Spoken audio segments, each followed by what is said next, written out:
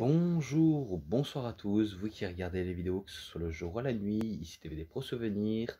Et aujourd'hui, je vais faire une review sur consacrer un seul catcheur. Et en face de moi, je n'ai que 4 DVD, donc je vais vous montrer lesquels. Et je crois que cette vidéo va être très courte, car je crois que je vais m'en rappeler de quelques matchs que je m'en rappelle de consacrer à un seul catcheur. Donc, si vous ne voyez pas de quoi je vais en parler, donc je vais vous les présenter, les 4 DVD, tout de suite. Donc, c'est sur John Cena. Tout d'abord, je vais commencer par le tout premier. Donc, ouais, je dis le tout premier parce que c'est un des rares DVD que j'ai vu. Donc, c'est John Cena programmé pour gagner. Là, à l'époque où il s'appelait le prototype. Mi-robot, mi-machine. Enfin, mi-humain, mi-robot. Car sa fameuse catchphrase qui disait 50% homme, 50% machine et 100% KO. Donc ces fameux catchphrases. Donc je crois que je vais m'en rappeler de quelques matchs car il n'y a pas la liste de programme malheureusement. Je vais peut-être en faire une si j'ai le temps. Enfin voilà quoi. Donc on voit bien John Cena comment il était ultra balèze à l'époque où il n'était pas encore à la WWE. Ça, c'est quand il se prépare pour catcher. Ça, c'est quand il affronte un catcheur japonais. Je crois pas. Je sais pas si c'est pendant un essai ou... Je crois que c'est sûrement euh, Orinaki, je sais pas. Oh, je sais plus. Et là, avec ses anciens camarades de son club école de catch. Donc là, on voit bien John Cena là. Et là, c'est tout, on va dire, les apprentis catcheurs.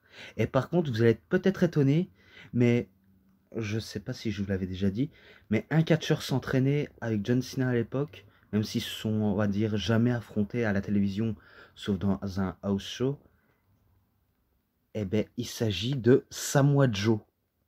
Oui, oui, c'est bel et bien Samoa Joe. Il s'était entraîné avec John Cena dans la même club école à la UPW, qui était une fédération qui était vouée à disparaître, hein. Donc voilà quoi. Et, euh, et là, je crois qu'il y a même aussi le promoteur qui sera, on va dire, l'entraîneur de John Cena et de la plupart des catcheurs. Là, c'est face à un catcheur japonais, donc j'ai un peu oublié le nom. En tout cas, c'est pas Yuji Nagata, ni... enfin, je sais pas, c'est pas lui en tout cas, mais c'est pas grave. Et là, c'est quand il fait une promo. Et ça, c'est quand il fait une technique au sol sur une clé de bras. Et ça, c'est quand il soulève... Je crois que c'est le manager d'un de ses adversaires qui va faire, on va dire, une épreuve de force avant de l'écraser au sol. Et ça, c'est quand il a la muscu. Donc, voilà. Donc, la plupart des matchs que je me rappelle face à un type, donc j'ai oublié malheureusement son nom. Par contre, la qualité d'image n'est pas top, hein. Elle n'est pas du tout top, mais c'est pas grave. Je me rappelle qu'il remporte facilement, on va dire, lors de son premier match. Et durant tout le programme, ils vont nous montrer comment John Cena passait tout son temps à s'entraîner au catch. Donc ça se voyait à l'époque, c'était un grand passionné. Il l'est toujours, même s'il fait du cinéma, mais je crois que son côté... allez, son côté... allez, allez, je sais pas comment on appelle. Son côté fan de catch n'est jamais réellement parti en vérité. Même si certains me diraient le contraire, mais en tout cas c'est ce que je pense. Donc je me rappelle qu'il bat facilement le type, alors que c'était ses tout premiers débuts dans le catch. Celui-là je le mettrais un 2,80, vu comment c'est ses tout débuts, il le remporte très facilement. Le deuxième c'est face à un autre, mais qui était plus agile que lui. Je sais plus comment il s'appelle.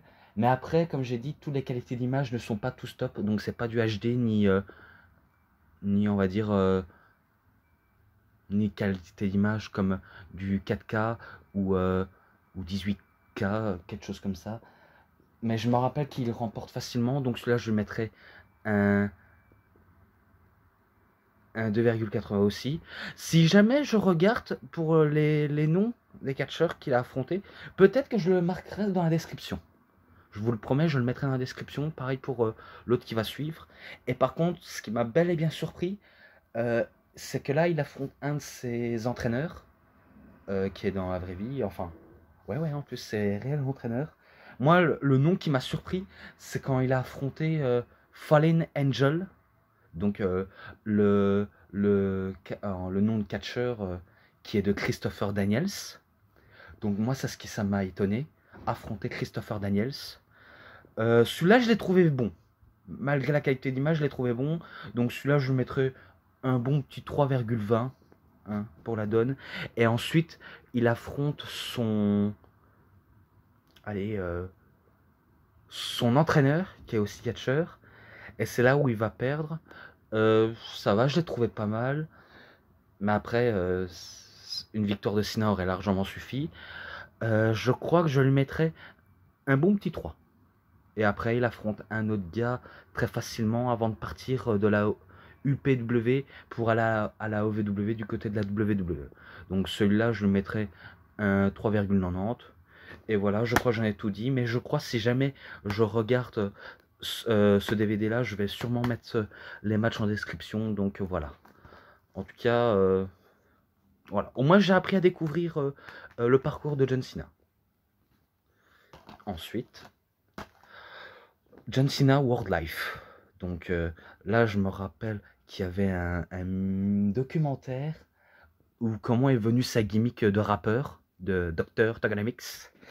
Oui, donc là, je me rappelle qu'il faisait que des freestyles et aussi tout le long du reportage, on va le voir dans les différents saignements. Je me rappelle lors du documentaire, il joue à la PS2 ou alors il est sur son PC ou encore gratter des textes.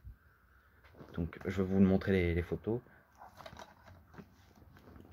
Donc vous voyez comme les rappeurs, eh ben, on va dire John Cena c'est un peu l'Eminem blanc.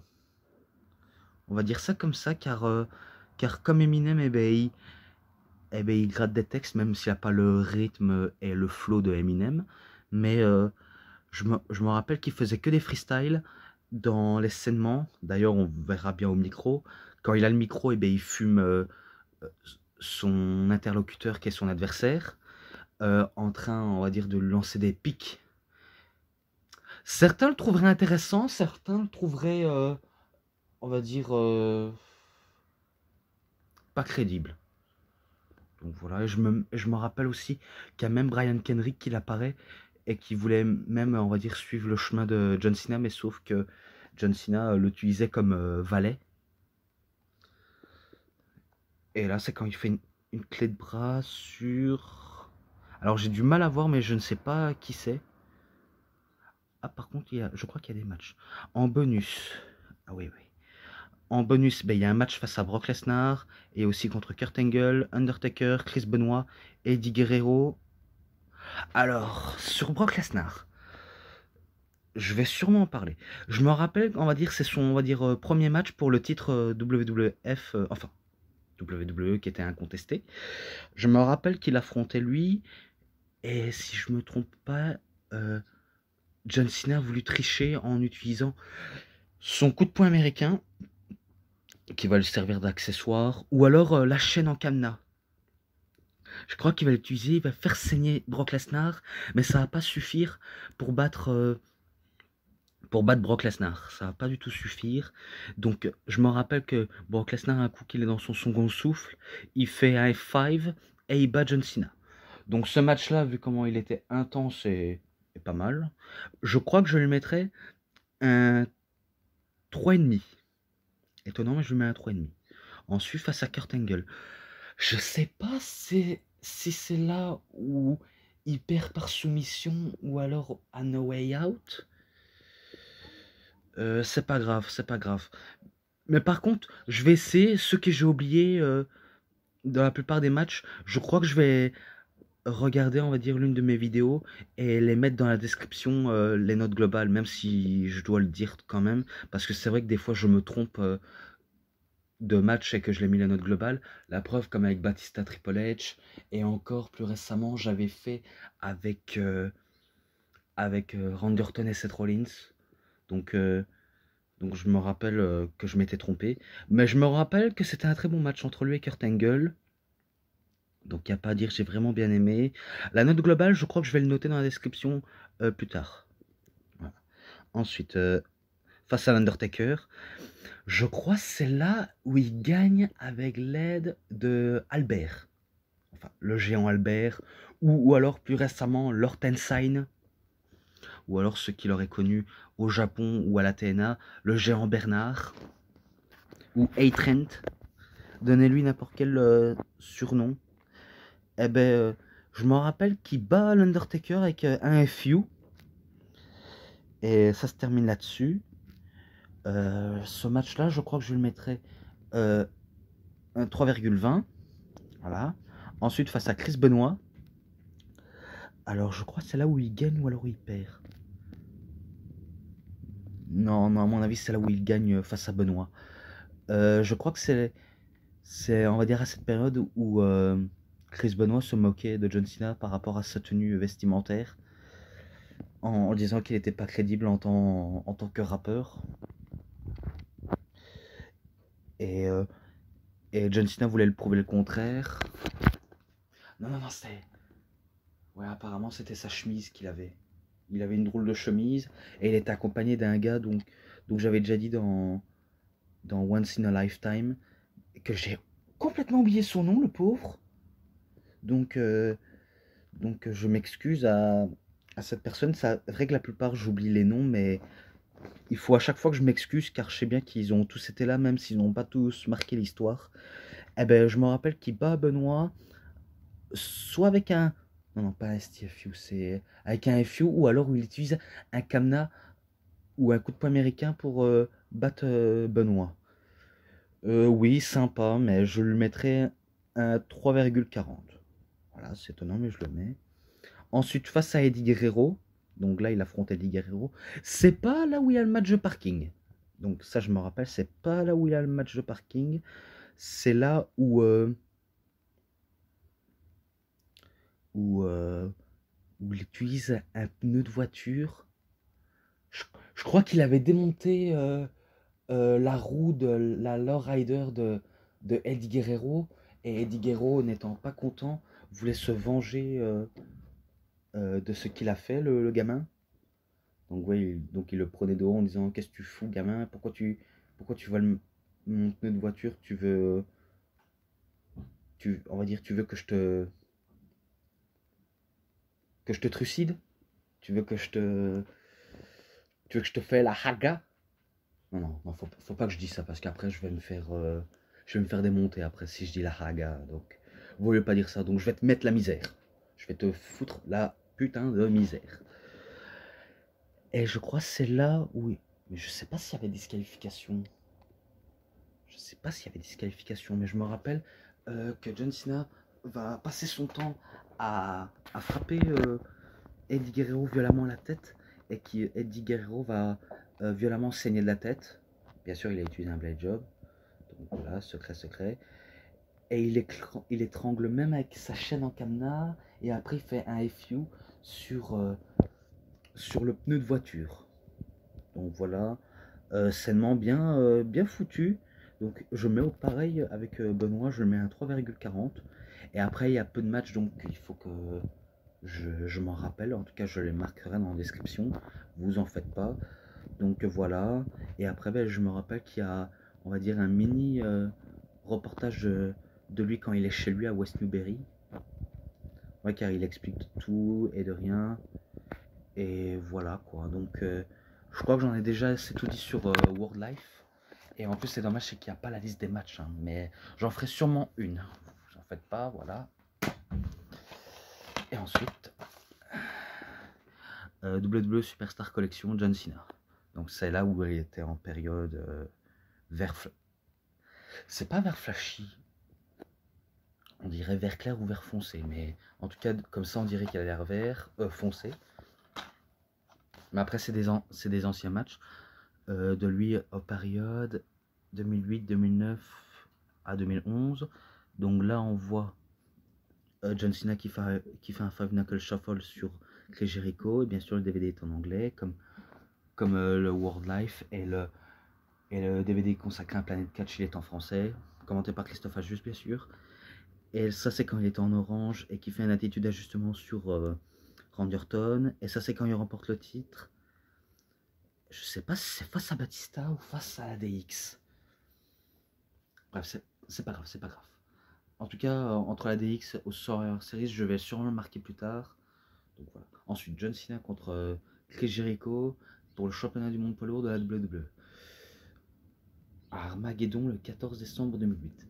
Bon, il est vraiment bon comme au Survivor Series 2008. Donc j'ai vraiment rien à dire, c'était vraiment pas mal.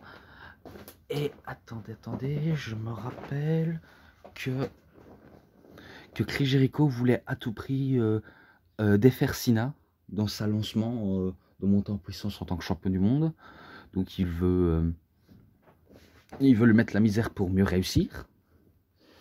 Je crois qu'il aura beau réussir son pari, mais remporter le match, autre chose. Mais même après, ça fait partie du déroulement. Eh bien, je crois que John Cena bat Chris Jericho avec un attitude d'ajustement. Je crois qu'il le bat avec un attitude d'ajustement. Et ce match-là, je le mettrais un 3,60. Voilà, je lui mets un 3,60 sans hésiter. Ensuite, un match triple menace pour le championnat de la WWE. John Cena contre Triple H contre Shawn Michaels au Survivor Series le 22 novembre 2009. Alors là, je me rappelle. Tout d'abord, Shawn Michaels et Triple H arrivent sur leur musique habituelle, donc de la DX. Et John Cena, il arrive avec sa propre musique. C'est là où le match commence. Et Shawn Michaels lui fait un switch de musique sur Triple H. Et John Cena étant étonné en disant quoi? Donc ça veut dire qu'il est out? Donc il reste, on va dire, plusieurs minutes allongé à plat ventre Triple H suite au switch de musique. Donc ça va se continuer entre Shawn Michaels et John Cena. Et par contre, arrête de flouter, ça m'énerve. Donc je me rappelle que ça va se battre. Et après, c'est Triple H qui prend l'avantage en mettant la misère à John Cena et ensuite à Shawn Michaels. L'air de dire, on est amis dans la vraie vie, mais quand on est sur le ring, il n'y a plus d'amis. Il y a vraiment plus d'amis. Et je me rappelle, au climax, oui, je passe directement à la fin, je me rappelle que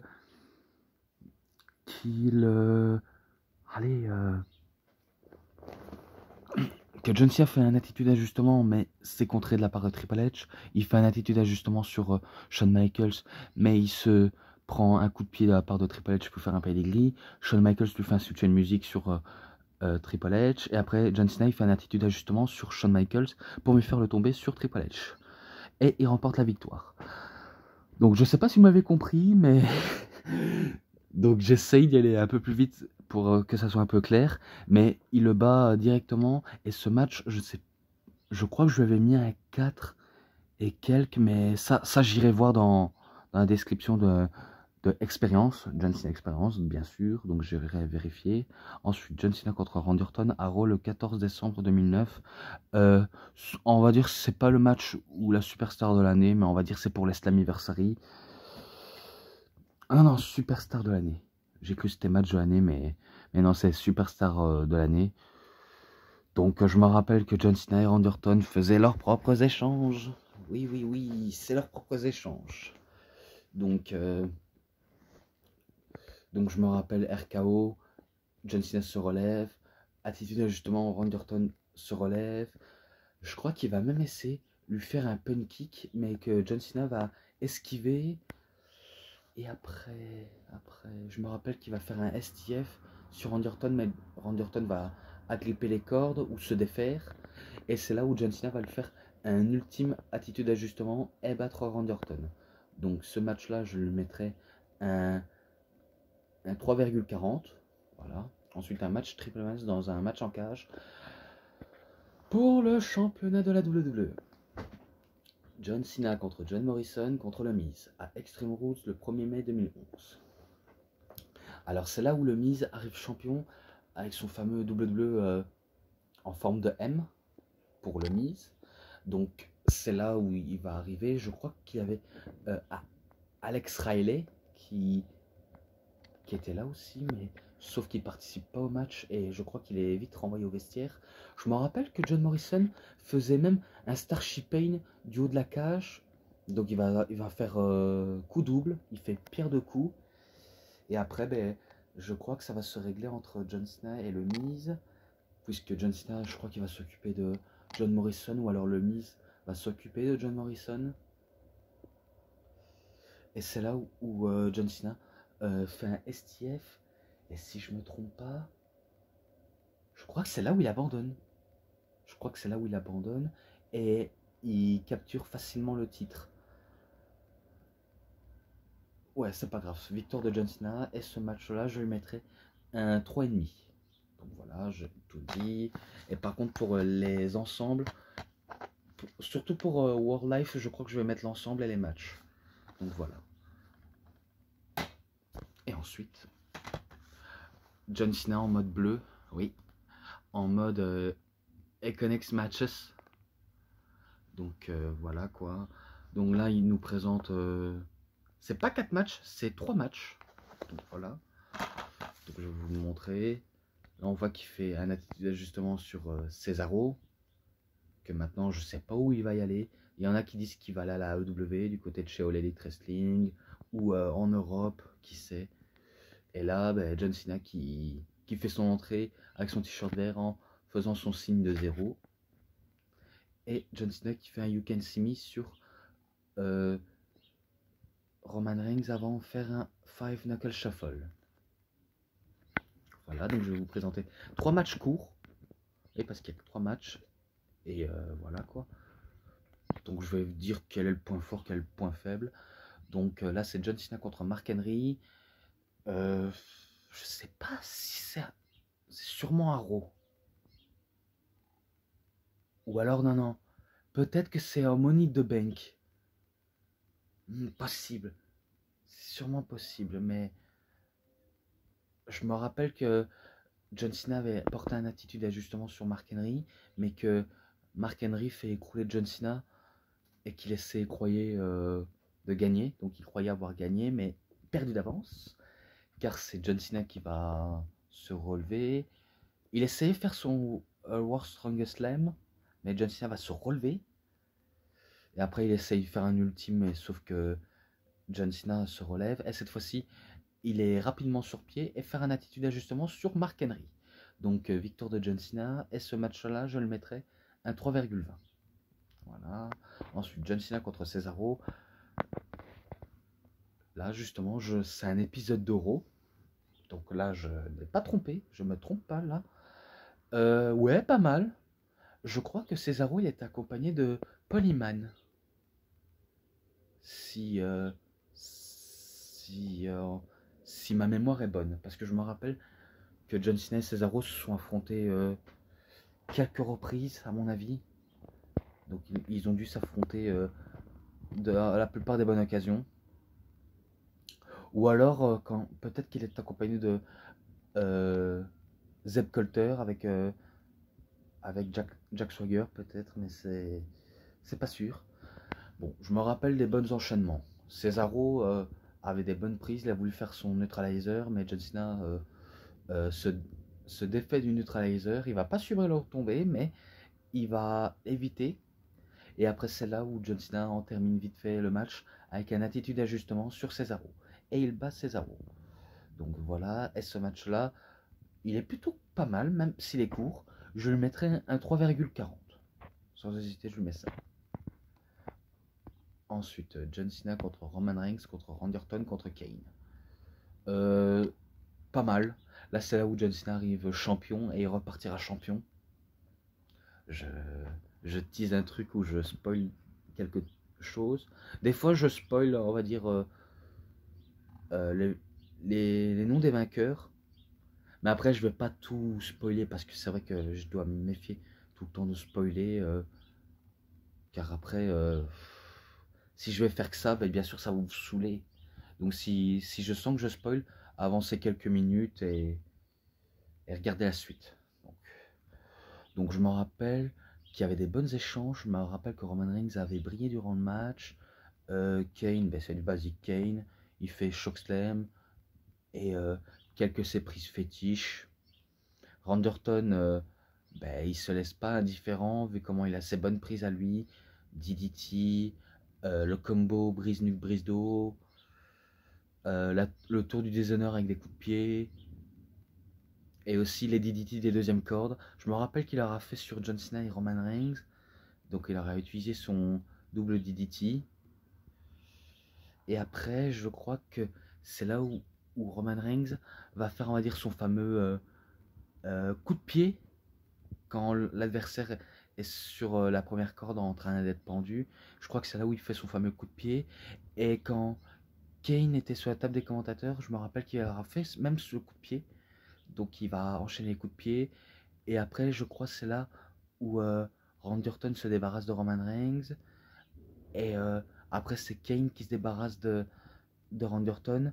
Et John Cena se débarrasse de Kane en faisant son attitude d'ajustement. Et qui remporte le match. Donc il remporte le match. Et il est toujours champion. Donc voilà. Et ce match-là, je lui mettrais un 3,50. Voilà. C'est pas mal, il est plutôt bon. Donc voilà, j'ai terminé sur mes reviews.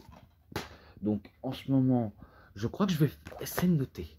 Alors pour le mini reportage de John Cena programmé pour gagner, les matchs, enfin ouais les matchs qui est en bonus, je lui mettrai un 3,70 et l'ensemble je le mettrai un 3,80 celui-là. Et pour World Life, pour les mini documentaires, quelques bonus et les matchs, enfin tout d'abord le documentaire, les bonus et les matchs, je lui mettrai un 3,80 et l'ensemble, c'est pas exceptionnel mais il est pas mal, je lui mettrai un 3,70. Voilà. Et ensuite pour le WWE Superstar Collection, John Cena, les matchs, je lui mettrai les matchs à l'ensemble bien sûr, je lui mettrai un 3,80 quoi, pas grand chose. Et celui-là pareil, les matchs à l'ensemble 3,80 et j'en ai fini là-dessus. Donc voilà, j'en ai terminé avec ma série de reviews sur 4 DVD différents consacrés à John Cena. Donc j'espère que vous avez très bien aimé. Et si vous l'avez aimé, vous savez ce qu'il vous reste à faire, bien sûr. N'oubliez pas de, on va dire, quand à chaque fois que vous regardez mes vidéos, je vous dis des fois un bon visionnage. Mais là, ce que je veux vous dire, le plus important, likez la vidéo, commentez, partagez, abonnez-vous à ma chaîne, cliquez sur la petite cloche pour avoir plus de notifications. Et moi, je vais vous laisser. Bonne journée, bonne soirée à tous. Au revoir tout le monde.